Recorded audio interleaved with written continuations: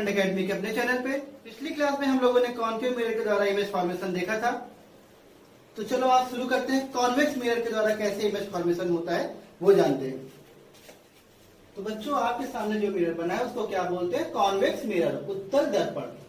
तो जब इसके दबे हुए भाग पर पॉलिश है, इनवर्ट सरफेस पे इसमें पॉलिश है और उभरे हुए भाग से आपका क्या होगा? परावर्तन होगा। जो आपका ये आउटवर्ड सरफेस है, इससे क्या होगा? आपका इसमें परावर्तन होगा या फिर रिफ्लेक्शन होगा। तो बच्चों, माना कोई ऑब्जेक्ट जिससे दो रेज निकल रही हैं और ये प्रिंसिपल एक्सिस के कैसे पैरेलल है। ये दो रेज आ रही है, एक ये और एक दूसरी ये। कोई भी ऑब्जेक्ट रखी है, मान लिया ऑब्जेक्ट कहाँ पे? इन्फिनिटी पे है, और ये जब रेज इस पे टकराई, इस पे रिफ्लेक्ट हुई, तो रिफ्लेक्ट होगी कुछ इस तरह से वापस चलेगी। कॉनकेव में क्या होता है? जो भी रेज आती है वो कन्वर्ज होती हैं, और कॉन्वेक्स में क्या होती है? डाइवर्ज होती है। डाइवर्ज मीन्स ये फैल जाती है। कॉन्वेक्स में क्या होती है? रेज फैल जाती है, और कॉनकेव में सिमट कर किसी एक बिंदु पर मिलती हुई दिखती है। अब बच्चों ये बताओ, जब ये रेज इधर जा रही है और दूसरी इधर जा रही, तो क्या ये दोनों, इन दोनों को बढ़ाने पे आप एक दूसरे को कहीं कट करेंगी? जाहिर सी बात है, ये फैलती जाएंगी, एक दूसरे को कभी भी कट नहीं करेंगी। तो अब जब बच्चों हम क्या करेंगे? अपनी तरफ से इमेजिन करते हैं, इसको डैश डैश करके पीछे की तरफ बढ़ाएंगे। इसको डैश डैश करके पीछे की तरफ बढ़ाएंगे, और जैसे ये डैश डैश पीछे करके बढ़ाएंगे तो किसी एक पॉइंट पर मिलती हुई दिखेंगी। अब बच्चों, आपको पता है कि अगर रेज प्रिंसिपल एक्सिस के पैरेलल आ रही हैं, तो वो जिस पॉइंट पर मिलती है उसको क्या बोलते हैं? फोकस बोलते हैं। उसको क्या बोलते हैं? फोकस बोलते हैं। अब या तो वो एक्चुअल मीट करेंगे या फिर वो हम इमेजिन करेंगे, प्रतीत होगा कि वो कहीं पे एक दूसरे को मीट कर रही है। तो जब हमने डैश डैश करके इसको बढ़ाया, तो ये जिस पॉइंट पे मिल रही है उसको ही क्या नाम बोला गया? उसको फोकस बोला गया। उसको क्या बोला गया? फोकस बोला गया। तो कॉन्वेक्स मिरर के द्वारा इमेज फॉर्मेशन की ये पहली कंडीशन है। कौन सी कंडीशन है? पहली, जब ऑब्जेक्ट कहां पे होगी? इंफिनिटी पे। ऑब्जेक्ट कहां पे है? इंफिनिटी पे। तो देखो इसमें तीन टर्म्स है, पोजीशन ऑफ ऑब्जेक्ट। तो बच्चों, पोजीशन ऑफ ऑब्जेक्ट कहां पे है? इंफिनिटी पे है। कहां पे है? इंफिनिटी पे। तो क्या लिखेंगे? एट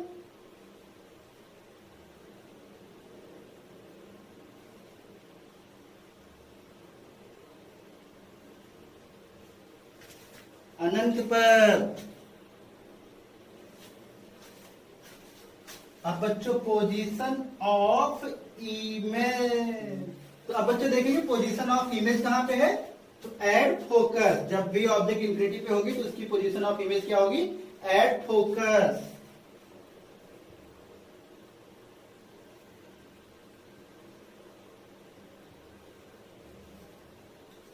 अब बच्चों तीसरा पॉइंट है नटूरे, नहीं नेचर। तीसरा पॉइंट क्या है? नेचर। तो अब देखेंगे नेचर ऑफ इमेज।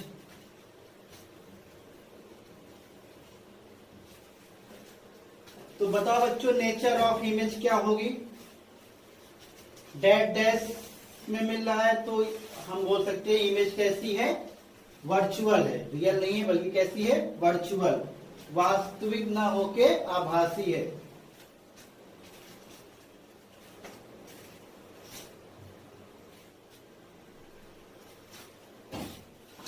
तो बच्चों, याद करने में आपको आसानी हो, इसलिए एक दो टर्म से जो याद रखना। अगर ऑब्जेक्ट की जो इमेज बनेगी, अगर वो रियल है तो वो इन्वर्टेड होगी, और अगर वो वर्चुअल है तो वो इरेक्ट होगी।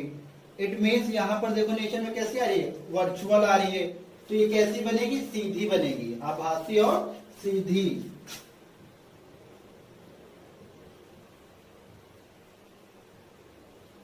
आभासी और सीधा ऑब्जेक्ट इमेज कैसे बनेगी? आभासी और सीधा, वर्चुअल एंड इरेक्ट। अब बात करें कि इमेज का साइज कैसा होगा, तो आपको पता है कि अगर ऑब्जेक्ट इंफिनिटी पे रखी है तो इमेज का साइज कैसा होगा? हाईली डिमिनिश्ड, बहुत ही छोटा। तो ये पहली कंडीशन जो थी image formation by convex mirror, उसमें आपने देखा पोजीशन ऑफ ऑब्जेक्ट क्या है? At infinity. ये इंफिनिटी पे कोई भी ऑब्जेक्ट यहाँ पे कहीं रखी हुई है जिससे बहुत सारी रेज निकलती है, तो हमने कौन सी दो रेज ले ली? जो पैरेलल होके जा रही। अब आपको मैंने जो कॉनकेव मिरर था उसमें आपको समझाया था कि आप अगर आप चाहें तो सेंटर ऑफ कर्वेचर से भी रेज भेज सकते हैं और आप फोकस से भी भेज सकते हैं, दोनों से ही इमेज फॉर्मेशन होगी। तो कॉनकेव मिरर में मैंने आपको समझा दिया था कि कैसे आप सेंटर ऑफ कर्वेचर से रेज भेजकर वक्रता केंद्र से रेज भेजकर इमेज फॉर्म करते हैं। अब मैंने आपको इसमें दिखा दिया कंडीशन कि फोकस से चलो दोनों रेज भेजते हैं, है ना। तो इस बार दोनों रेज पैरेलल भेजी तो अब भी वो जाके देखो फोकस से मिल रही है और इमेज फॉर्मेशन हो रही है, ठीक है। बट इसमें देखो डिफरेंस क्या है, इसमें जब रिफ्लेक्शन हुआ तो रेज एक दूसरे से क्या हो गई, डाइवर्ज हो गई। कैसे हो गई, डाइवर्ज हो गई। और डाइवर्ज होने के बाद क्या हुआ, एक दूसरे कहीं पे मिलेंगी ही नहीं है। तो हमने क्या किया, अपनी तरफ से इनको डैश डैश करके पीछे की तरफ बढ़ाया। और जब हम अपनी तरफ से डैश डैश करके पीछे की तरफ बढ़ाते हैं तो वहां पर इमेज कैसी बनती है, वर्चुअल बनती है। और अगर इमेज वर्चुअल है तो वो इरेक्ट होगी, मतलब कैसे होगी, सीधा होगा, ठीक है। प्रतिबिंब कैसा बनेगा, सीधा। तो नेचर में आपने देखा, क्या देखा, आभासी, सीधा। और आपको पता है अगर ऑब्जेक्ट इंफिनिटी पे है तो इमेज का साइज कैसा होगा, हाईली डिमिनिश्ड, बहुत ही छोटा होगा। अब चलते हैं दूसरी कंडीशन पे। कॉन्वेक्स मिरर के द्वारा इमेज फॉर्मेशन की दो ही कंडीशन है, पहली आपने देख ली, ये आपकी पहली कंडीशन थी, है ना। अब बात करते हैं दूसरी कंडीशन की। मेरा रजिस्टर कहाँ गया बच्चा, पोजीशन ऑफ ऑब्जेक्ट कहाँ पे है, पोजीशन ऑफ ऑब्जेक्ट कहाँ पे है, at infinity, position of image at focus. और नेचर कैसा है, virtual, erect and highly diminished, आभासी, सीधा व वस्तु से बहुत छोटा।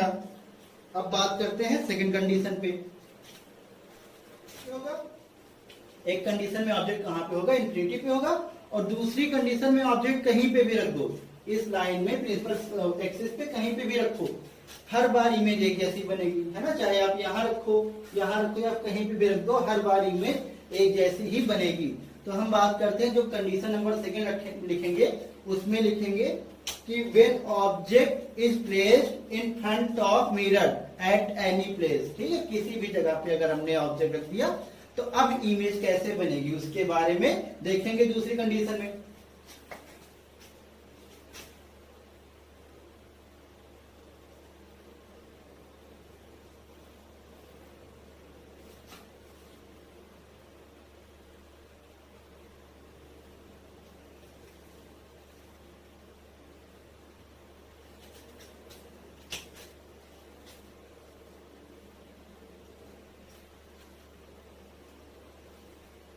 तो बच्चों अब आपने देखा एक रेज आ रही है ना, ऑब्जेक्ट मान लीजिए यही कहीं पे रखा हुआ है, ये ऑब्जेक्ट रखा हुआ है, ठीक है। आपने देखा एक रेज गई है पैरेलल गई, और पैरेलल गई तो कहां से होके जाएगी, आपकी फोकस से होके जाएगी। बट इसमें देखो जैसे ये रिफ्लेक्ट हुई है ये वापस इसी डायरेक्शन में चली गई, तो फिर हमने डैश डैश करके इसको पीछे बढ़ाया तो हमको दिख गया कहां पे जाते हुए, फोकस पे। अब बच्चों ये बताओ अगर हम दूसरी रेज भेजना चाहें तो हम दूसरी रेज भी फोकस से भेज सकते हैं ना, और या फिर अगर चाहें तो प्रिंसिपल, अगर अब हम चाहें तो सेंटर ऑफ कर्वेचर से भी भेज के देख सकते हैं। तो एक कंडीशन में आपने देख लिया कि दोनों रेज हमने फोकस से भेज के दिखा दी, तो चलो इसमें ट्राई करते हैं कि सेंटर ऑफ कर्वेचर से कैसे जाएगी।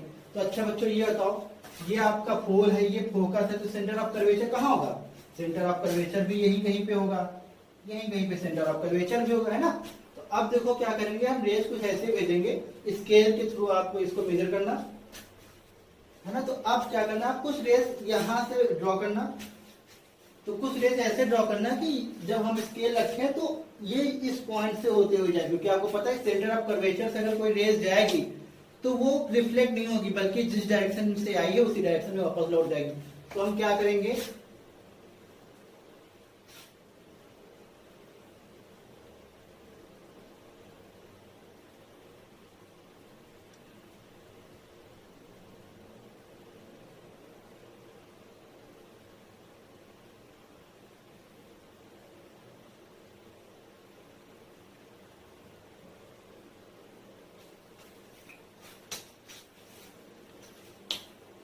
तो हम क्या करेंगे, इस रेस को जैसे ही बढ़ाएंगे तो आपको इधर से ड्रॉ करना है डैश, ठीक है।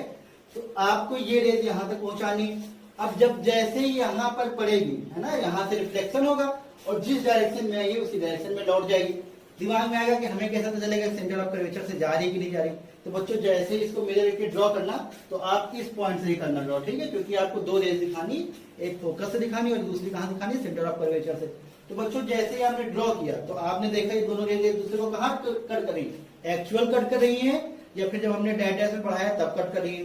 तो देखो बच्चों, जैसे इस रेज को हमने पीछे किया और इसको पीछे बढ़ाया, तब ये यहाँ पर कहीं पे कट कर रही है।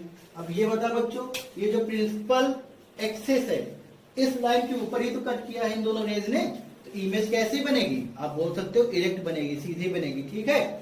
और अब देखते हैं पोजीशन ऑफ इमेज वगैरह, इसमें देखते हैं position of image, position of object और नेचर देखते हैं सेकंड कंडीशन में।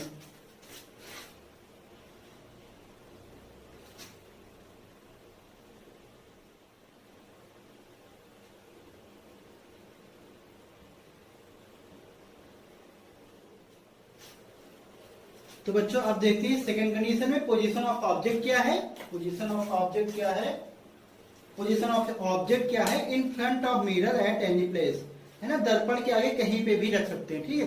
Position of image between pole and focus, हर बार आपकी इमेज कहाँ बनेगी, ध्रुव और फोकस के मध्य ही बनेगी, पोल एंड फोकस के मध्य में ही बनेगी, है ना। नेचर क्या है, virtual, erect and diminished, virtual, erect and diminished, आभासी, सीधा व वस्तु से छोटा। तो इसमें दो ही कंडीशन थी आपकी कॉन्वेक्स मिरर में इमेज फॉर्मेशन की, एक आपके ऑब्जेक्ट कहाँ पे होगी, इंफिनिटी पे, और दूसरी में कहीं पे भी रख दो, जैसे उसमें 5 कंडीशन बनी नहीं थी, इसमें सिर्फ एक ही कंडीशन बनी है, ठीक है।